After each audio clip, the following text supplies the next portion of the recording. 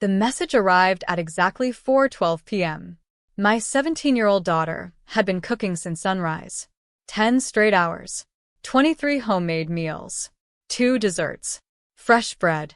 Every single recipe my mother personally requested for her birthday. Then my phone buzzed. Change of plans. We're eating at a restaurant instead. Adults only. I looked at my daughter, expecting tears. Instead, she quietly folded her apron, covered every dish she'd spent all day making, and asked one question that completely broke me. Dad, do you think someone else might actually appreciate this food? 24 hours later, the same woman who excluded her was standing on our front porch, begging for a second chance. The day my mother turned 68 started before sunrise. At exactly 5:07 that morning, I walked into the kitchen expecting silence. Instead, I found my 17-year-old daughter, Emma, already tying her apron. She looked up with flour on her cheek and smiled. Morning. I glanced at the clock. Emma, it's barely 5. I know. She grinned. I have 23 people to feed. That was Emma. She never complained about hard work. If anything, she looked happiest when she had something difficult to accomplish. Cooking wasn't just her hobby. It was her dream. Ever since she was 12, she'd spent weekends watching cooking competitions instead of television dramas. She saved birthday money for knives instead of clothes and filled notebooks with recipes she wanted to perfect one day. She wanted culinary school, not because it sounded impressive, because creating meals made her genuinely happy. Unfortunately, my mother had never really noticed. Or maybe she noticed and simply chose not to care. She praised my cousins endlessly. Sarah got promoted. David bought a new house. Melissa's son made honor roll. Whenever Emma achieved something, Mom would smile politely before changing the subject. It wasn't cruel enough for anyone else to notice. But after years of watching it happen, I noticed. Emma noticed too. Still, when Mom announced she wanted a birthday dinner at my house for 23 relatives, Emma immediately volunteered to cook everything herself. Maybe this time Grandma will see what I can do. Those words stayed with me. The menu certainly wasn't simple. Mom texted it to us 3 days earlier. Her requests included herb-roasted chicken, homemade lasagna, garlic mashed potatoes, grilled vegetables, fresh dinner rolls, 2 salads, baked salmon, lemon butter asparagus, chocolate cake, apple pie, and her favorite strawberry cheesecake. I stared at the message. Emma, this is enough food for a wedding. She laughed. It'll be fun. Fun. Only my daughter could describe 12 hours in the kitchen as fun. By 7 o'clock, every counter was covered with ingredients. Butter softened beside mixing bowls. Fresh herbs filled the sink. The smell of garlic and onions drifted through the house. Soft jazz played from the speaker while Emma moved from stove to oven with remarkable confidence. She measured everything carefully. Nothing was rushed. Nothing was sloppy. When one loaf of bread browned a little too quickly, she simply started another. It has to be perfect, she whispered. For Grandma. Around noon, I carried 2 glasses of lemonade into the kitchen. You need a break. She shook her head. I'll rest later. You've been standing for 7 hours. I know. She smiled anyway. I don't want anyone saying they came hungry. I watched her pipe frosting onto the chocolate cake with steady hands. Every swirl looked like something from a bakery window. My chest tightened. How could someone work this hard just hoping to hear one sincere compliment? By mid-afternoon, the house smelled incredible. Warm bread, fresh herbs, roasted chicken, vanilla, cinnamon. Even our neighbors texted asking what smelled so amazing. Emma only laughed. Tell them they're not invited. For the first time all day, I heard genuine excitement in her voice. She checked every serving dish twice, polished the silverware, folded napkins, even arranged flowers in the dining room herself. 23 place settings waited around 2 long tables. Everything looked beautiful. At 3:50 p.m., relatives began sending messages. Can't wait. See everyone soon. Emma's cooking? We're lucky. She read every message with a smile that grew a little bigger each time. Maybe, just maybe, today would finally be different. At exactly 4:12 p.m., my phone vibrated. A family group message. From Mom. I opened it. Change of plans. We're celebrating at Bella Vista Steakhouse instead. Adults only. We'll have more room there. For several seconds, I couldn't breathe. I looked across the kitchen. Emma had received the same message. She stared at the screen without saying a word. The room that had been filled with excitement only moments earlier suddenly felt painfully quiet. Slowly, she locked her phone, walked over to the stove, turned off the last burner, then untied her apron. She carefully folded it and placed it on the counter. Without anger, without tears, without asking why, she picked up a clean towel and gently covered every tray of food she'd spent the entire day preparing. Finally, she looked at me and forced the smallest smile I'd ever seen. I guess. She swallowed. They won't need dinner anymore. I wanted to say something. Anything. But no words came. Outside, the dining room stood perfectly decorated. Inside, 23 untouched meals waited in complete silence.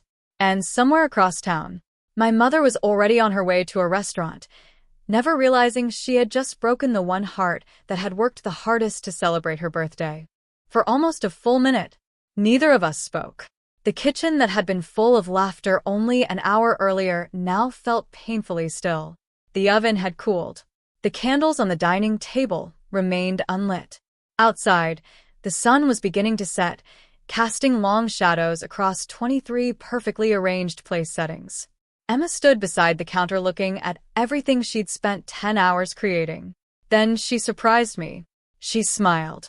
Not because she was happy. It was the kind of smile people wear when they're trying very hard not to let their heart break in front of someone they love. I walked over and gently placed my hand on her shoulder. I'm so sorry. She took a slow breath.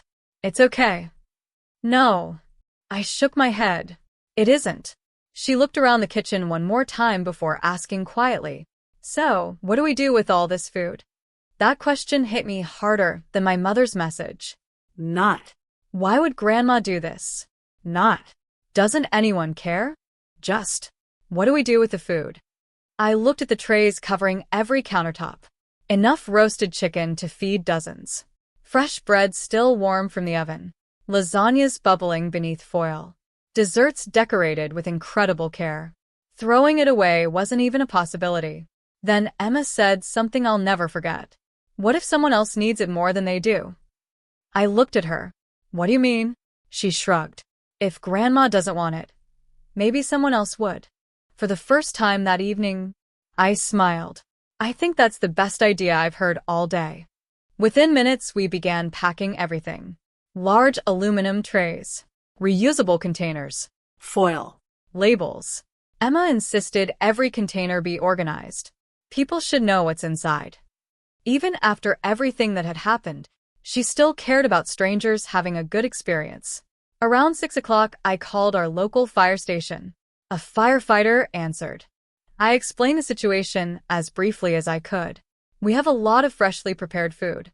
Would your crew be able to use it? There was a short pause. You cooked all that today? My daughter did. We'd be honored. Next, I called the overnight staff lounge at our community hospital, then a nearby family shelter that regularly helped parents and children in temporary housing. Every single person responded the same way, with gratitude. By 7 that evening, our driveway looked completely different from what we'd expected that morning. Instead of family members arriving in SUVs, volunteer vehicles pulled in quietly. Firefighters carried insulated containers with huge smiles. Hospital workers thanked Emma over and over. One shelter volunteer looked across the kitchen in amazement. Your daughter made all of this? Emma nodded shyly. It was supposed to be for my grandma's birthday. The volunteer paused, then softly replied, I promise you, tonight it's going to make a lot of other people feel cared for. For the first time since reading that text message, Emma's smile became real. As everyone helped carry food outside, one firefighter laughed. I don't think our station has ever smelled this good. Another held up one of Emma's dinner rolls. If this tastes half as good as it smells, you've just made our entire shift. Emma blushed. Thank you. No one asked awkward questions. No one criticized my family. They simply appreciated the kindness. Before leaving, one of the hospital nurses asked, "Would you mind if we took a quick picture to thank your daughter?" Emma looked at me. I nodded. The photo wasn't staged. No dramatic poses. Just tired volunteers. A shy 17-year-old. And tables filled with homemade food. After the last vehicle disappeared down the street, our house felt strangely peaceful. The dining room was empty now. Only folded tablecloths remained. Emma sat on the back porch wrapped in a light blanket, watching the evening sky turn orange. I carried 2 mugs of hot chocolate outside. She accepted hers with both hands. For several minutes, we simply sat together. Finally, she spoke. "You know," I looked at her. "I think I cooked for the wrong people." The sadness in her voice was still there, but something else had replaced part of it. Perspective. I smiled gently. No. She frowned. "What do you mean?" "I think the right people ended up eating your food after all." She stared quietly into her mug before giving the smallest nod. "I guess they did." Later that night, I noticed my phone buzzing repeatedly. Family members were filling social media with photos from the restaurant. Fancy steaks, birthday cake, smiling selfies, captions like, "Best birthday ever. Family time is priceless." I looked at the screen for a moment, then locked my phone. None of those pictures mattered anymore, because while they were celebrating an expensive dinner, my daughter had quietly reminded complete strangers what genuine kindness looked like. The next morning, at exactly 8:07, someone knocked on my front door. Not once, not twice, but over and over again. I walked to the window, pulled back the curtain, and the person standing on my porch made me stop breathing for a second. For a moment, I simply stood there behind the curtain. On my front porch stood my mother. She wasn't alone. Behind her were my Aunt Linda, Uncle Robert, my cousin Melissa, and 3 other relatives who had happily gone to the restaurant the night before. No one was smiling. I opened the door. Mom looked different. Not older, just smaller somehow. The confidence she usually carried had disappeared. "Can we come in?" she asked quietly. I stepped aside without saying a word. Emma was still in the kitchen finishing her breakfast when everyone walked inside. The moment she saw Grandma, she froze.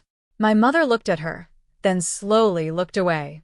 For several uncomfortable seconds, no one spoke. Finally, Aunt Linda broke the silence. "We saw the post this morning." I frowned. "What posts?" She pulled out her phone. The local family shelter had shared a thank you message. The firefighters had posted photos of their crew enjoying Emma's homemade dinner after a long overnight shift. The hospital staff lounge had uploaded another picture thanking the young chef whose kindness brightened an exhausting night. Thousands of people had reacted. Hundreds of comments praised Emma's generosity. Many wondered why such an incredible meal had been donated in the first place. Nobody had insulted my family. Nobody had started a campaign against anyone. They simply admired a teenager who refused to let good food go to waste. Mom lowered her eyes. "I didn't know." I folded my arms. "Didn't know what?" "That." She hesitated. "That she spent all day cooking." I couldn't hide my surprise. "You sent the menu." I assumed everyone was helping. Emma spoke softly. "It was just me." Mom looked at her. "You made everything?" Emma nodded once. "The lasagna?" "Yes." "The cakes?" "Yes." "The bread?" Emma smiled politely. "Everything." Silence filled the room again. This time, it felt heavier. My mother slowly sat down at the dining table, the same table where 23 untouched place settings had waited the night before. She looked at the empty chairs for a long time. Then she whispered, "I made a terrible mistake." No one interrupted her. She turned toward Emma. "When the restaurant called yesterday, they said they could only seat adults unless we waited another 2 hours. She wiped at her eyes. "I thought changing the plans would be easier." She paused. "I never stopped to think about what it would do to you." Emma remained quiet. Mom continued, "I should have called. I should have asked. I should have thanked you. Instead, I treated your hard work like it didn't matter." The room stayed silent. Then my daughter finally spoke. Her voice never rose. She wasn't angry. She wasn't trying to embarrass anyone. She simply told the truth. I wasn't upset because I missed dinner. Everyone looked at her. I was hurt because... She swallowed gently. I thought maybe if I worked hard enough, Grandma would finally be proud of me. My mother's shoulders shook. She covered her face with both hands. Oh, Emma? I've always been proud of you. Emma answered with heartbreaking honesty. I just never knew it. Those 6 words seemed to affect every person in the room. My cousin Melissa quietly wiped away a tear.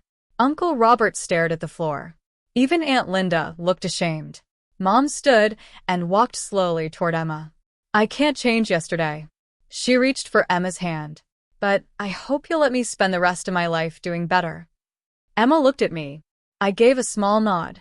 She stepped forward and hugged her grandmother. It wasn't dramatic. It wasn't instant forgiveness. It was simply 2 people deciding that honesty mattered more than pride. Over the following weeks, something changed. Not overnight, but steadily. Grandma started calling Emma every Sunday, not to ask for favors, to ask for recipes. Sometimes they'd spend entire afternoons cooking together. Other times they'd simply sit at the kitchen table drinking tea while flipping through Emma's recipe notebook. A month later, something unexpected happened. The owner of a well-known local restaurant contacted us. One of the firefighters happened to know him. He'd heard about Emma's cooking. After tasting one of the desserts that had been donated, he offered her a paid weekend internship in his kitchen. Emma accepted. The first person she called after receiving the news was Grandma.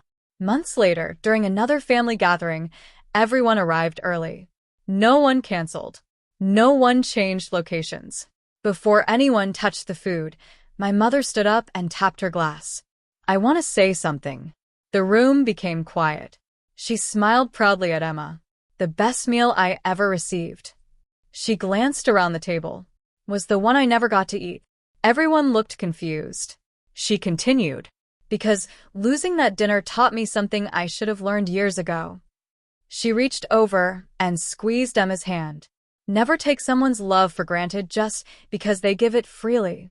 The room erupted into applause. I looked across the table at my daughter. She wasn't seeking attention. She wasn't waiting for compliments. She was simply smiling while serving another tray of warm homemade rolls. And in that moment I realized something. The restaurant dinner had been forgotten long ago, but the kindness of one 17-year-old girl had become the recipe that finally brought our family back together.